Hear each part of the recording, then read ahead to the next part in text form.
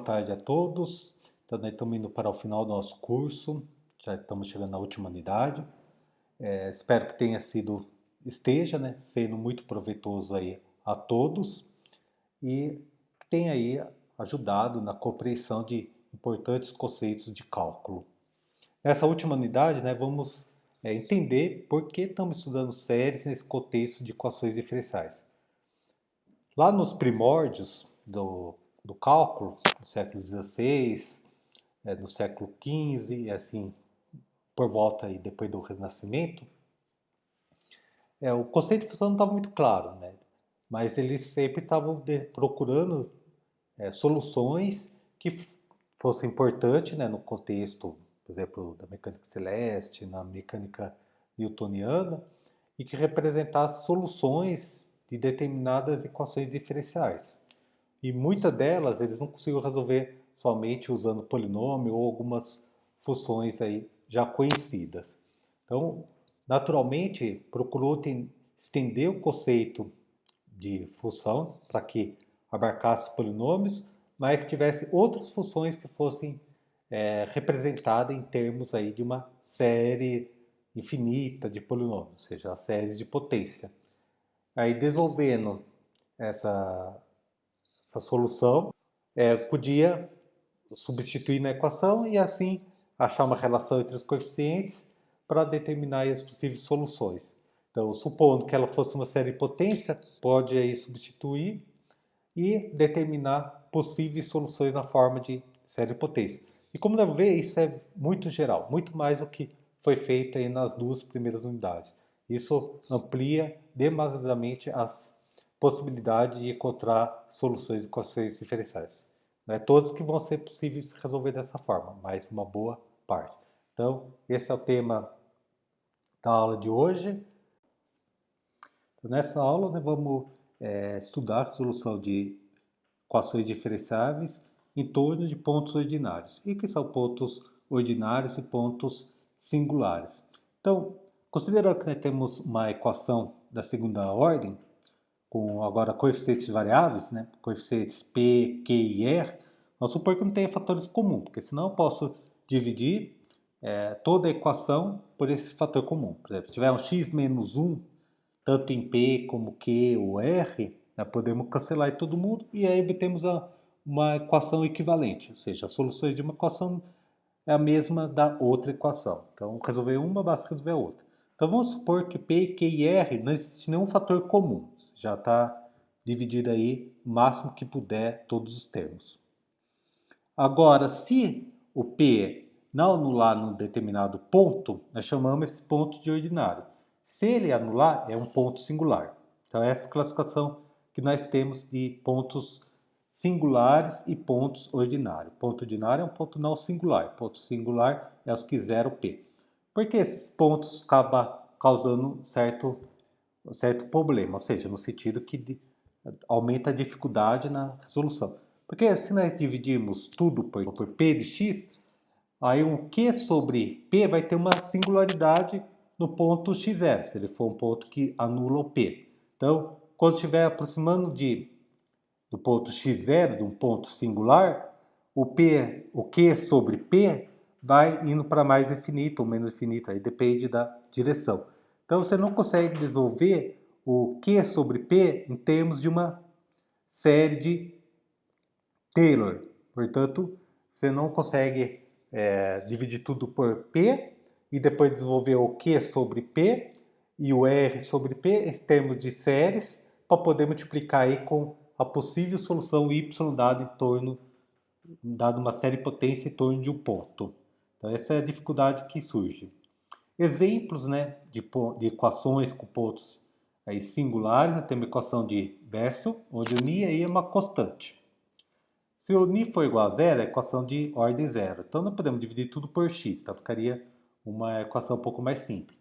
Mas no caso, tanto que o ni é igual a zero e o ni é diferente de zero, temos que o zero é um ponto singular, porque está anulando o coeficiente que está na frente da segunda derivada. Temos outro exemplo, que é a equação de Lagrange. Agora, o polinômio p é 1 menos x ao quadrado. Portanto, os zeros de P de x vão ser menos 1 e 1. Esses são dois pontos singulares. E os pontos diferentes desses dois são os pontos ordinários da equação de Lagrange. Temos a equação de Hermite, onde lambda aí novamente é uma constante. Vemos que o polinômio p, que está multiplicando a segunda derivada, é constante igual a 1. Portanto, esse polinômio não tem zeros, né? Porque vale 1 para todo x. Então, todos os pontos são ordinários.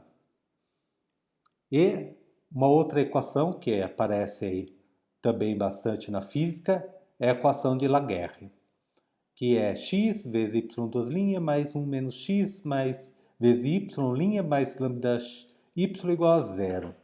Então, observamos que o polinômio que está multiplicando a segunda derivada é x.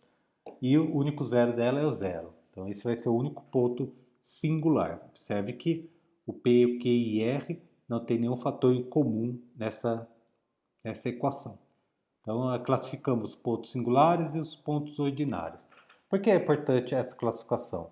Porque em torno de pontos ordinários, vamos poder supor que nós tenhamos uma série de potência como solução e vamos poder aí multiplicar as duas séries, né, que tanto a que determina a função y como que determina também as suas derivadas, pelas funções aí P sobre Q e R sobre Q. Então desenvolvemos tudo em termos de série de potências e aí podemos calcular essa expressão, né, que é dado pela equação diferenciável igual a zero e aí determinar uma relação entre os coeficientes.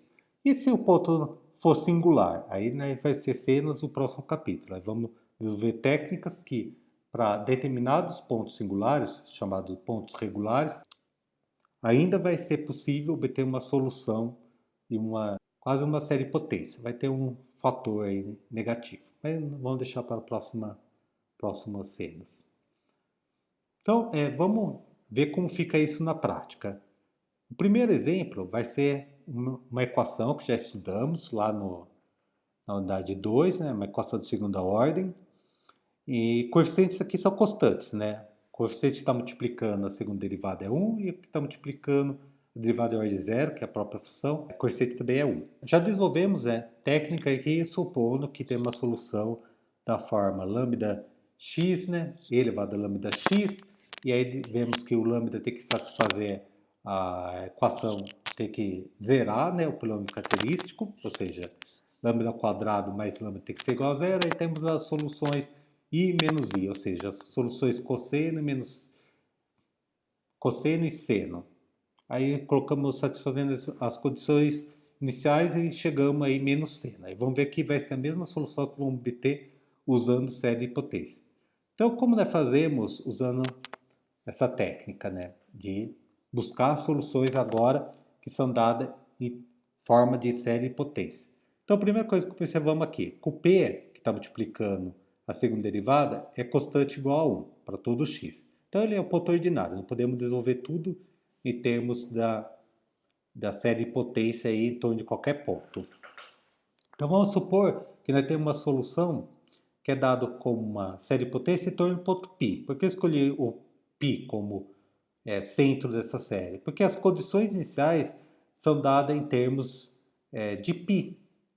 Então, quando eu substituir essa série de potência no ponto π, vai dar o C0. Então, o C0 tem que ser igual a zero, já tiramos de cara. E a segunda derivada calculada em π vai ser o C1. Aí vamos ver que o C1 vai ter que ser 1, por causa da condição inicial. Então, a escolha do π aqui foi uma escolha de forma que fique mais fácil de substituir as condições iniciais e tirar as conclusões sobre as constantes. Então, supondo que nós tenhamos uma solução dada em torno do ponto π, nós temos que, calculando a primeira derivada e a segunda, podemos substituir na equação diferencial e ver quais condições são necessárias para os coeficientes de forma que y seja de fato uma solução. Então, substituindo na equação, calculando a segunda derivada mais y, se o y for dado por esta série de potência, nós vamos ter que essa soma que é igual, né, a segunda soma, quando reindexamos o índice da série dada para y, de forma que ambas tenham o mesmo grau no polinômio x menos π. Então, atrasando, né, um pouquinho a série de y em duas unidades, nós temos que as duas estão começando de n igual a 2, né, porque, ó, observe, a segunda série, quando n for igual a 2, n menos 2 é igual a 0. Então, é a série dada para y e a série cn menos 2, x menos π elevado a n menos 2, representam aí a mesma expressão, que é y. Então, reescrevemos a série para y de forma que ambas começam agora de n igual a 2 e têm o mesmo grau os polinômios. Nós podemos ajuntar os termos que estão multiplicando a potência. E aí vamos ter que necessariamente essa série, agora que vai começar de n igual a 2, mas o grau do polinômio vai ser 0, né, o primeiro grau, depois vai ser x menos π elevado a 1 e assim por diante. Mas o coeficiente sempre vai ser n vezes n menos 1, cn mais cn menos 2 e, portanto, isso tem que ser igual a zero, porque se uma série é igual a zero, né? Se for uma solução, né? Essa série tem que ser igual a zero. E se uma série é igual a zero, todos os coeficientes têm que ser iguais a zero. Portanto, se uma série é igual a zero, todos os seus coeficientes têm que ser iguais a zero. Então, obtemos que n vezes n menos 1, cn mais cn menos 2 tem que ser igual a zero. Se zero vai ter que ser zero por causa da condição inicial. Quando substitui a equação no ponto π, obtemos que ela tem que ser igual a zero. Então, essa é chamada fórmula de recorrência. Reescrever um termo em relação ao seu segundo termo anterior. Recorrência porque um termo é determinado a partir dos anteriores. Então, até o momento, nós temos que o C0 tem que ser zero. Aí já tiramos que todos os índices pares vão ter que ser zero, porque o C2 depende do C0, o C4 depende do C2 e assim por diante. E o C1, por enquanto, é uma constante qualquer, que pela condição dada na derivada, vamos poder aí determiná-la. Então, olhando a fórmula, né, vemos que cada termo é determinado pelo segundo termo anterior. Então, podemos calcular os termos C3, C5, a partir todos do C1, porque eles vão ser dados aí em passos, 2 passos, né? Então, o C3 vai ser, aqui tem o menos, né? Então vai ser menos 3, 1 sobre 3 vezes 2, que o n estou usando que é exatamente 3, né? Então vai ficar 3 vezes 2 no denominador, vezes o C1. Então, nós conseguimos escrever o C3 em termos do C1. Agora, o C5 vai ser menos 1 sobre 5, né, vezes 4 vezes C3. E aí já o C3 acabei de calcular.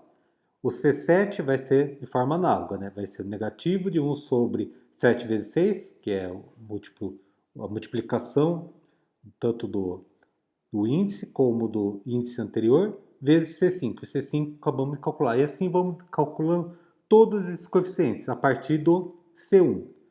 E como por indução, né, podemos argumentar dessa forma que o índice ímpar é dado pelo produto de 1 sobre 2n mais 1 vezes 2n vezes o anterior, o ímpar anterior. E aí vamos indo até chegar no C1, sempre multiplicando aí pelo ímpar e pelo anterior. E os pares, como já temos que o C0 é zero, aí vamos ter que o C2, que é igual a menos 1 sobre 2 vezes 1 do C0 é zero e assim por diante. Todos que vão depender do C0 também vão ter que ser identicamente nulo. Portanto, nós conseguimos determinar aí todos os coeficientes. Podemos pegar a série de potência, reparti-la em duas, naqueles que tem termos pares, naqueles que tem termos ímpares. O que tem par, os C pares, né? Já vimos que todos vão ser zero. Portanto, vai sobrar só aqueles que tiver os coeficientes de índices ímpares. E aí acabamos de calcular esses índices tudo em termos de C1. Portanto, a solução dada de série potência da equação diferenciável tem que ter essa expressão, uma constante, né, aí vezes série de potência. Então essa solução, já lembrando que já usamos que y de π é zero para obter que o C zero, ou seja, todos os C de índices pares vão ser iguais a zero. Então essa condição já foi utilizada aí para obter a parte par dos índices. Agora lembrando, então essa é a primeira condição, né? A primeira condição nos deu que C1, o C0 é zero. E aí, se o C0 é zero, nós temos necessariamente que, na hora de calcular a série no ponto π, que daria o C0, vai ser igual a zero. Então, a primeira condição está satisfeita. Agora, a segunda condição é ter que calcular a derivada no ponto π. Aí, calculando a derivada dessa série potência, nós usamos como se deriva uma série. Deriva termo a termo, então cai o 2n mais 1, cancela com o 2n mais 1 do fatorial, sobra 2n fatorial, e o expoente aí do x menos π vai ser 2n, porque subtrai 1, é a regra do tombo. E aí você substitui, essa derivada substitui no ponto π, está calculando a derivada exatamente no centro da série. Na hora que calcularmos, aqui eu expandi a série, calcularmos em π, vai cancelar todos os termos, né? Porque vai ficar 0 elevado a 2n, né? Aí vai depender do n. Mas o único termo que não vai zerar é quando n for igual a zero, que aí fica, por convenção, o 0 elevado a zero se toma como 1. Então, a gente calcula a série aí da derivada no ponto π, vai dar exatamente o primeiro termo, que vai ser 1 nesse caso, que é menos 1 elevado a zero sobre 0 fatorial. Portanto, ao calcular uma derivada no ponto π, obtemos que vai ser o próprio C1. Então, a condição agora da derivada em C1, em π, vai determinar o valor de C1. Se como a derivada tem que ser 1, então o C1 também é 1. Então, chegamos na solução dessa equação diferenciável na forma de uma série potência centrada em π. Agora vamos dar uma olhada como ficam as aproximações aí pelos polinômios de Taylor. O polinômio de Taylor de grau n é o truncamento, né, dessa série até o grau n. Então, por exemplo, quando você truncar até o grau 3, vai dar x, né, menos π, menos x menos π, elevado a 3 sobre 3 fatorial. Então, isso é até o grau 3. Até o grau 5 seria x menos π, né, elevado a 1, menos x menos π, elevado ao cubo sobre 3 fatorial, que é o próximo termo, mais x elevado à quinta, x menos π, elevado à quinta, sobre 5 fatorial. Então, esse é o polinômio de Taylor grau 5 que aproxima esta série. E aí por diante. Então, nós podemos desenhar os gráficos desse polinômio que está aproximando da solução aí dado por essa série de potência. Então, esse é o grau 1, né, que é o x menos π, é o polinômio grau 1 da série de Taylor. E depois o próximo é grau 3, aí que vai ser x menos π menos x menos π elevado a 3 sobre 3 fatorial. Então, o polinômio de grau 3 que já está bem mais próximo da função aí y numa vizinhança do ponto π. Aí depois temos o polinômio de grau 5, que também vai estar cada vez mais próximo, né, da própria solução, em torno desse ponto. Depois eu fiz grau 5, 7. E, portanto, nós estamos cada vez mais próximo aí, em torno do ponto π, cada vez mais próximo do seno de x menos π. O polinômio de Taylor vão aproximando cada vez melhor da própria solução, ou seja, quando você considera aí a série com uma expansão cada vez maior. Então, quando você somar todos esses polinômios, né, vai obter aí a função seno de x menos π. Então, voltando lá por causa do coeficientes a determinar, né? A solução era dada da forma lambda x, e elevado a lambda x, com lambda sendo uma solução do problema característico. Aí chegamos que as soluções tinham que ser da forma cosseno ou seno de x. Aí, para determinar essa solução geral, para determinar os coeficientes, aí eu colocava a condição inicial. Aí nós vemos que se for da forma C1 cosseno de x mais C2 seno de x, nós temos que a solução tem que, pelas condições iniciais, C1 tem que ser igual a zero e C2 tem que ser menos 1. Então, resolvendo através do método lá que estudamos para equações homogêneas com coeficiente constante, chegamos na solução menos seno de x. Mas usando a fórmula do seno, vemos que é igual a seno de x menos π. Ou seja, a solução menos seno de x, que é igual à solução seno de x menos π, vão ser dadas aí pelas mesmas expressões. Ou seja, resolvendo por método supor que é uma série, ou resolver através, procurando soluções da forma e elevado a lambda x, chegamos aí na mesma solução. Tem que ser a mesma solução, né? Pelo teorema de existência de unicidade. Dado condições iniciais, temos uma única solução na vizinhança daquele ponto.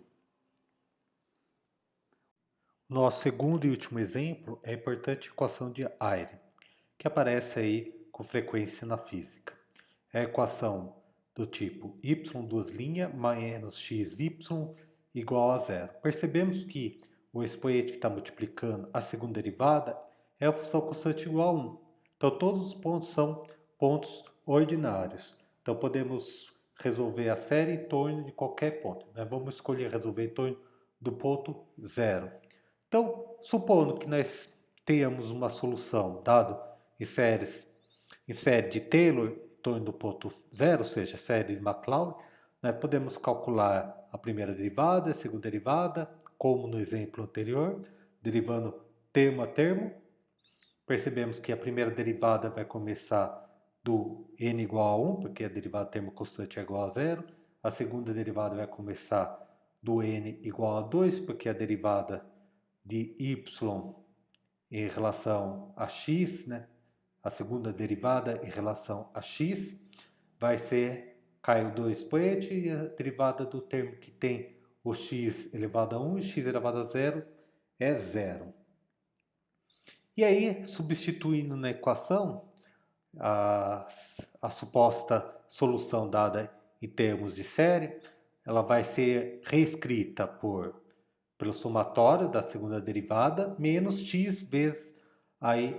Então perceba que como está multiplicando x, o expoente de menor grau no x vezes y vai ser x elevado a 1. Então, a hora que nós colocarmos essa série agora começando de n igual a 0, vai aparecer n igual a 1. O expoente de menor grau é x elevado a 1.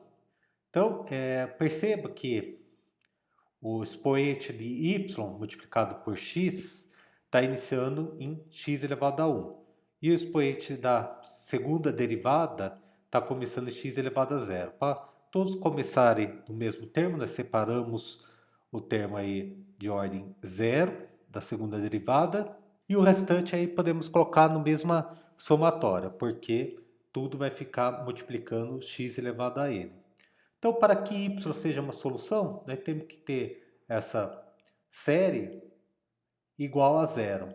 E para que ela seja igual a zero, todos os coeficientes têm que ser iguais a zero também. Ou seja, 2C2 tem que ser igual a zero e n mais 1 vezes n mais 2, no que multiplica Cn mais 2 menos Cn menos 1, tem que ser zero para todo n maior ou igual que 1, uma vez que essa série está começando a partir do n igual a 1. Então, essas são as duas consequências que nós já tiramos para que y seja uma solução. Chamada também de fórmula de recorrência. Então, só voltando para começar do n, então substituo o n mais 2 por n. Então, consigo escrever um coeficiente Cn em termos dos anteriores, pela seguinte fórmula: 1 sobre n menos 1 vezes n menos 3. Então, nós percebemos que essa fórmula é dada em termos de três coeficientes anteriores. Como nós estamos sempre começando dando passo de tamanho 3, os 3 primeiros termos, eles não são determinados pela fórmula, porque se fosse calcular essa fórmula, o C1, ele ia ser dado em termos do C menos 2, que não seria possível. Então, os 2 primeiros termos são constantes quaisquer. Modificando essa constante, vamos obtendo diferentes soluções. Então, se tiver condições iniciais, elas são determinadas aí pelas condições iniciais. Mas aqui, como não está pedindo uma solução específica, nós vamos determinar aí todas as soluções, a solução geral. E o C2 já vimos que obrigatoriamente tem que ser igual a zero. Então, como já comentei, né, os coeficientes são determinados por passo tamanho 3. Então, podemos calcular o C3 a partir do C0. O C3 vai ser igual a 1 sobre 3 vezes 2, que multiplica o C0. O C0 aí vai ser uma constante qualquer. Diferentes constantes resultam em diferentes soluções. E o C é o próximo, né? Próximo aí dando um passo de tamanho 3 vai ser o C6. Aí voltamos para a fórmula de recorrência. Aí vemos que o C6 vai ser igual a 1 sobre 6 vezes 5 vezes C1.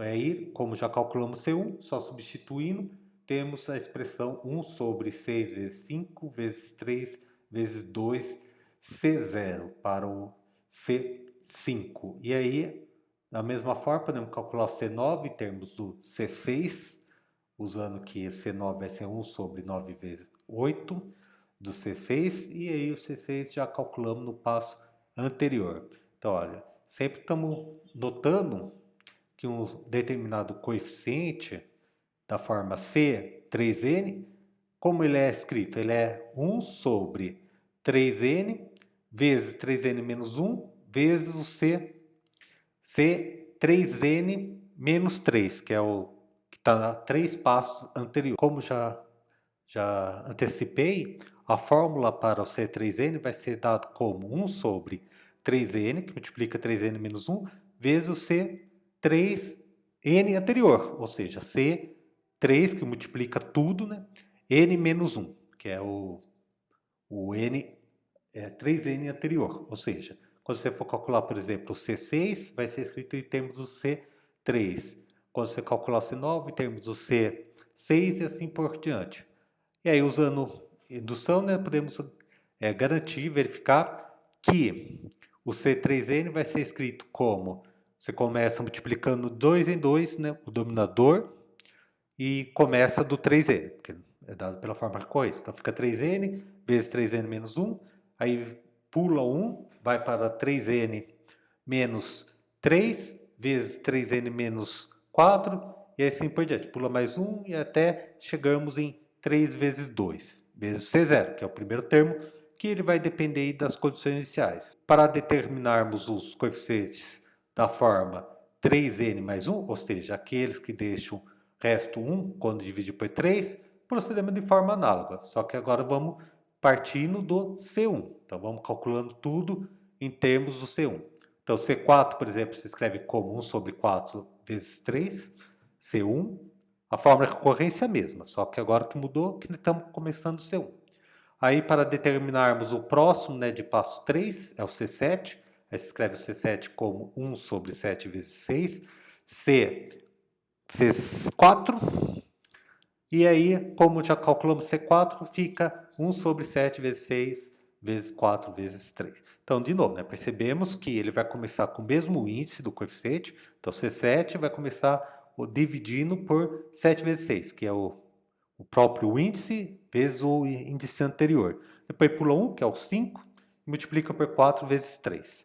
E dessa forma, nós chegamos em C1. Andamos mais 3 passos, vamos para o C10. Aí o C10 nós podemos escrever como 1 sobre 10 vezes 9 vezes C7. E aí usamos já que calculamos o C7.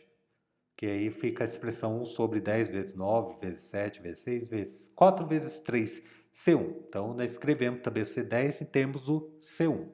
E aí, de forma geral, nós temos que o C3 3n mais 1 vai ser igual a 1 sobre 3 mais 1, n vezes 3n, que é o mesmo índice do coeficiente, vezes agora o c 3 passos antes, que é o c 3 vezes n menos 1 mais 1, que é igual a 1 sobre 3n mais 1 vezes 3n menos 1, que são os dois índices, começando 3n mais 1, depois pula 1, que seria o 3n menos 2, vai para o 3n menos 3, que é o próximo da forma 3n mais 1 mais 3n mais 1, e aí multiplica os dois, que são ele e o consequente. Até chegar em 4 vezes 3c1. Portanto, nós reescrevemos também de forma geral para qualquer coeficiente da forma 3n mais 1 em termos do c1. Agora falta os coeficientes da forma 3n mais 2. Mas lembre que quando temos o n igual a 2, o C2, ele vai ser igual a zero. Isso é para que tenhamos que seja necessariamente uma solução. Lembra lá que nós substituímos as derivadas na equação e aí já tiramos a conclusão que para ter uma solução em termos de série e potência, o C2 teria que ser zero. Mas se C2 é zero, o que está 3 passos à frente também é zero, porque o C5 vai ser igual a 5 dividido por 4 vezes C2. Como C2 é igual a zero, o C5 também passa a ser zero. E aí, todos os de passo 3 a partir do C2 vai ser igual a zero. Ou seja, C2, o C5, C8, o próximo de passo 3, que é o C11, e assim até percorrer todos os naturais. E aí podemos calcular, né, todos os coeficientes a partir do C0 ou do C1. Assim, se nós tivermos uma solução dada por uma série de potência desenvolvida em torno do ponto zero, podemos decompor ela, separar aqueles que têm o grau, aqui o polinômio x tem a grau da forma 3n, ou seja, os múltiplos de 3, então aqui está o x elevado a 0, x elevado a 3, x elevado a 9, assim por diante. E aqueles que deixam o resto 1 quando divide por 3, ou seja, temos o x elevado a 1, o x elevado a 4, x elevado a 7, assim por diante. E aqueles que deixam o resto 2, já deixei de fora porque todos os coeficientes com índices que deixam o resto 2 quando divide por 3n são iguais a zero. Então, só temos como diferentes zeros, temos esses dois termos. E aí, nós já calculamos cada um deles, né, o C3n em termos do C0 e o C3n mais 1 em termos do C1. Portanto, nós podemos escrever a solução como soma de duas séries de potência. Assim, a solução geral vai ser dada por C0, aí vezes essa primeira solução, que chamamos aqui Y1, e mais C1 vezes Y2, onde o Y1 e Y2 vão ser soluções da equação de Euler Li. Portanto, elas duas vão gerar aí todas as soluções da equação. Nós sabemos que uma equação de segunda ordem, todas as soluções são escritas como combinações de duas soluções Li. Então, a solução y1, que é 1 mais x a terceira dividido por 3 vezes 2, mais x a quinta, x a sexta dividido por 2 vezes 3 vezes 5 vezes 6, mais assim por diante, é uma solução da equação. Então, se tivermos algumas condições iniciais, nós podemos determinar C1 e C0. E a outra solução, uma outra solução é x mais x a quarta sobre 4 dividido sobre 4, x mais x a quarta sobre 4 vezes 3, mais x a 7 dividido por 3 vezes 4 vezes 6 vezes 7. Então, essas duas soluções são Li, podemos calcular aí rosqueando dessas duas soluções, num ponto qualquer. Nós vamos ver que o determinante vai ser diferente de zero, então essas duas soluções vai gerar todas as soluções possíveis para a equação. Portanto, tendo duas condições iniciais, uma na derivada e uma na função, nós conseguimos determinar essas duas constantes e a solução para um PVI. Agora, vamos separar essa segunda solução e vamos ver como ficam os gráficos dos polinômios de Taylor que estão aproximando. Então, vamos construir primeiro o polinômio x, Depois vamos construir o polinômio x mais x à quarta dividido por 3 vezes 4.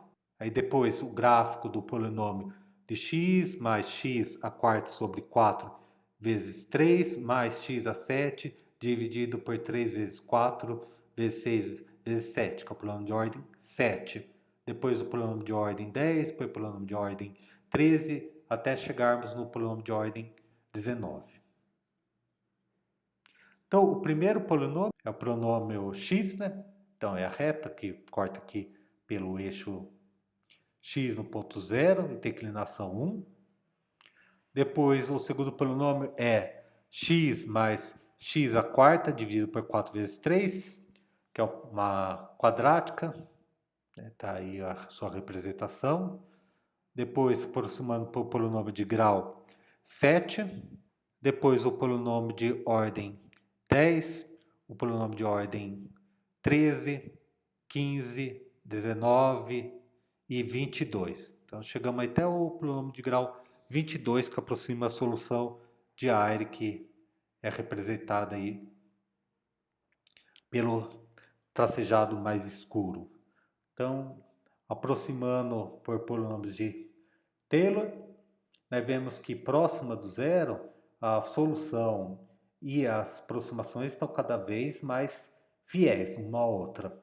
Então, se for calculando uma quantidade cada vez maior, mais elas vão se aproximando, além da vizinhança do zero, vai aumentando aí o raio da aproximação.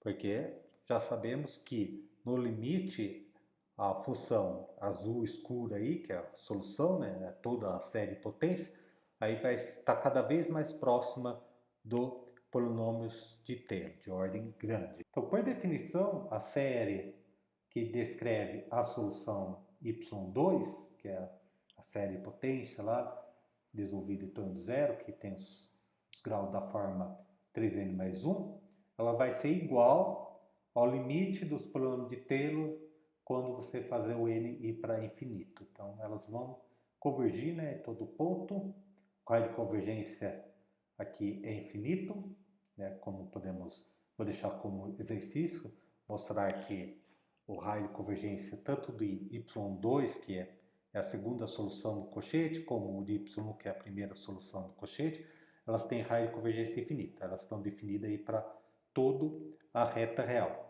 E além disso, ela vai coincidir com o limite dos polinômios de Taylor em cada ponto. E assim, né, resolver uma equação de Ayre usando a técnica de procurar soluções que sejam aí séries de potência.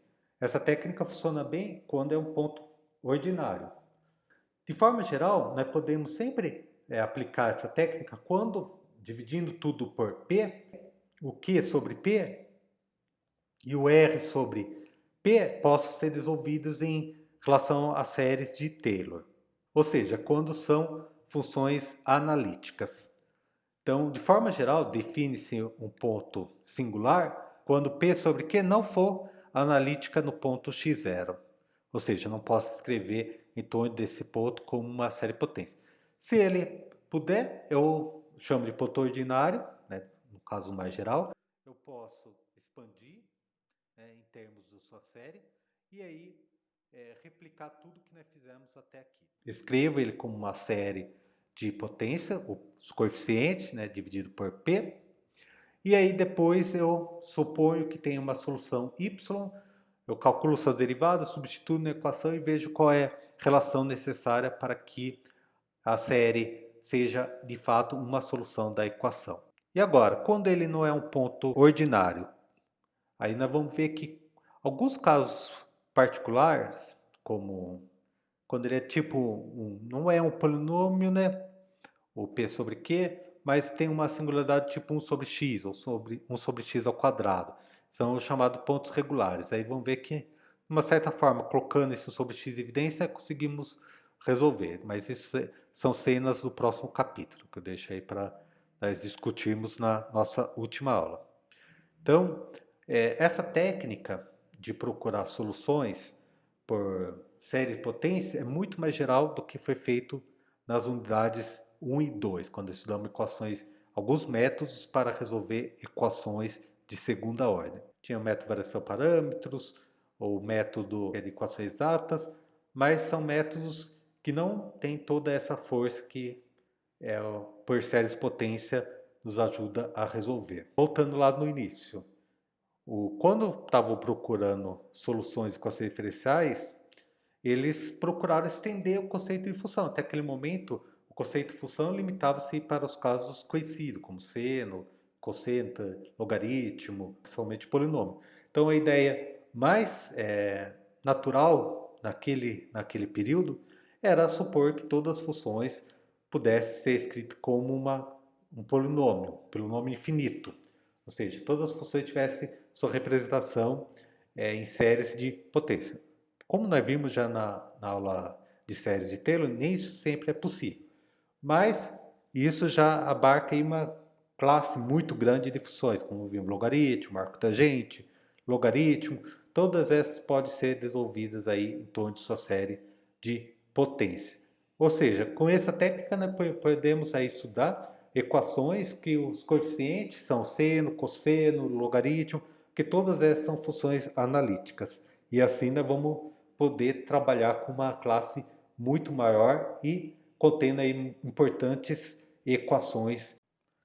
Por fim, as principais referências que foram utilizadas são os livros do Boyce e de Prima, do Sturt e do Guidorizi. Então, nessas referências vão encontrar todo o material que foi desenvolvido e também poderão consultá-los aí para complementar o estudo.